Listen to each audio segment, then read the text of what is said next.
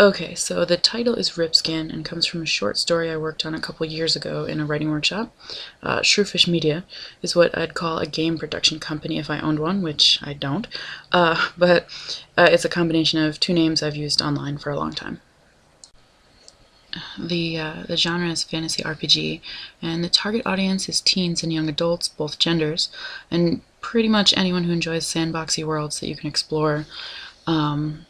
My intent is to offer content for core players to wrangle with, and at the same time an atmosphere in which casual players who can't or don't want to spend every day in-game can tinker and sort of tool around, accomplish short-range goals, things like that.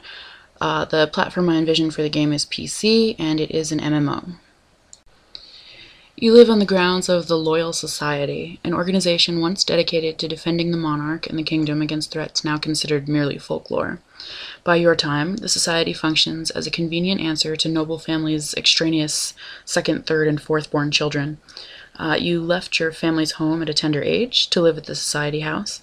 You've been happy there among the books and scholars and masters who've trained you in any subject in which you showed interest.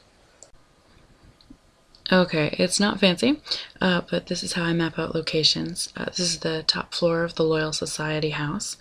You can see the student bedrooms along both sides of the floor, and then the master's rooms in the middle of the floor. Women's and men's bathrooms at the ends of the halls, stairs to and from the ground floor up towards the top of the map. The game opens in your society house bedroom, which you share with a fellow society scholar. You can explore if you like, but ultimately your first quest is to make your way down to the main lecture hall and attend a history lecture. Okay, so here's the ground floor, the Loyal Society house, another one of my stunning art pieces. You've got lecture halls of varying sizes along the west wall, including that main lecture hall up toward the top of the map, the one you have to get to for your first quest. Library in the middle, kitchen against the east wall.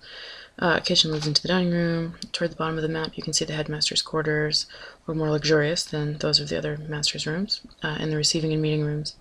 Outside against the wall by the kitchen there are two gardens, one for herbs, one for vegetables.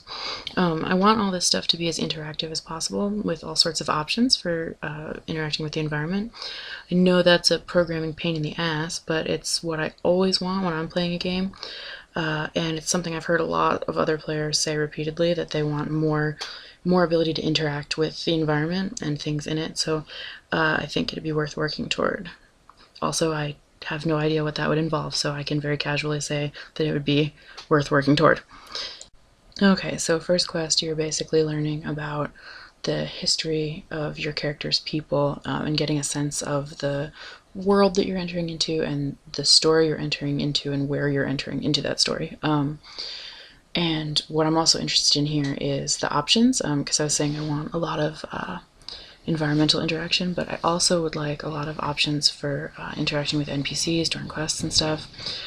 So here, you can listen attentively, flirt with a classmate, pass notes, make obnoxious noises. Is there anything in the lecture I don't already know is kind of the playthrough option. So if this is your 9th character and you really don't want to hear this lecture again, you can just play through. And then the important moment comes when the master giving the lecture begins to speak about the society's true purpose and tells the students about ripskins.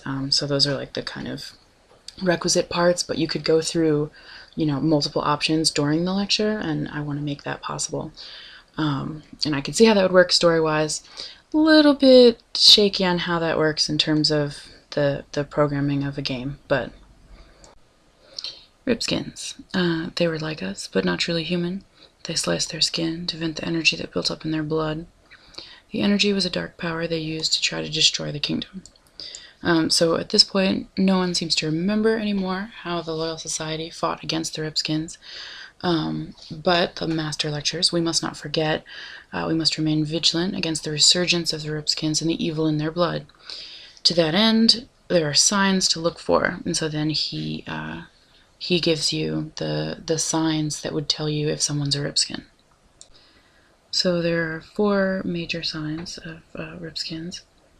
One is scars. They cut their skin to vent the blood energy when it builds too high, so there's scarring. Eye redness. As the blood energy builds, the whites of the eyes take on a red tinge that grows over time. Solitude. Ripskins often travel alone, holding themselves apart from humans to avoid betraying their secret. And Rishpar. For reasons unknown, the Ripskins had a particular affinity with the wild forest dogs and an uncanny skill at training them, which largely that part has to do with the fact that it was in the short story that there were these Rishpar, this race of wild dogs, and B, the fact that from what I've seen, people enjoy having pets in games often, so that's where that's coming from. So by the end of this quest, you have two options. On the one hand, perhaps your reaction is, oh, this sounds terrifying. These Ripskins are out there somewhere waiting for their chance to bring about the downfall of our world and society. Maybe there is something worth doing with my life. These monsters need to be dealt with. That becomes your mission. Option number two, the things that the master is describing sound familiar to you, uncomfortably familiar. You catch yourself scratching at your sleeve, thinking of the network of shiny scars on your arms and chest. So, option number two, obviously you realize that you, in fact, have this ripskin power. In terms of this presentation, I'm going to proceed with option number two and describe how that would work, because describing both, I think, would take forever, and I think describing the ripskin option is a little more interesting, so I think I'll stick with that for now.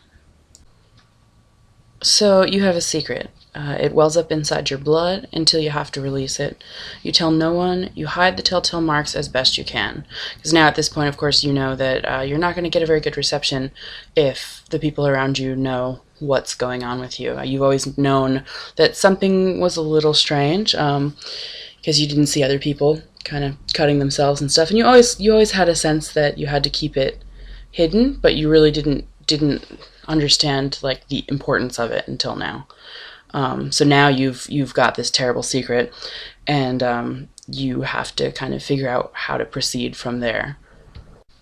And so one of the major ways that I foresee like you as player being able to tell when this energy in your blood is rising, because that's going to be one of the major tensions, is that this energy is always rising, and you have to do something about it when that happens.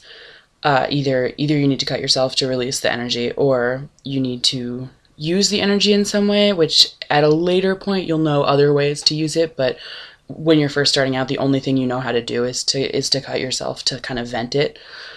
So in any case, I see no bars or meters to tell you that the energy is rising. You have to pay attention to your visuals and notice when your vision starts getting hazy and red tinged. And this would have been a video of like your vision getting more fuzzy and reddened. But in any case, you can see even from the still picture, it's kind of it's just a shot of, it would have been a regular shot of like pine trees and a lake and stuff, and it's like turning red and stuff like that. So that's going to be your indicator that you better do something quickly. Okay, so at this point, after quest number one, you know you're a ripskin. You don't know who else is. NPCs and other players, you have no idea whether they're ripskins too, or whether they're people who, if they find out your secret, would turn you into the authorities or kill you.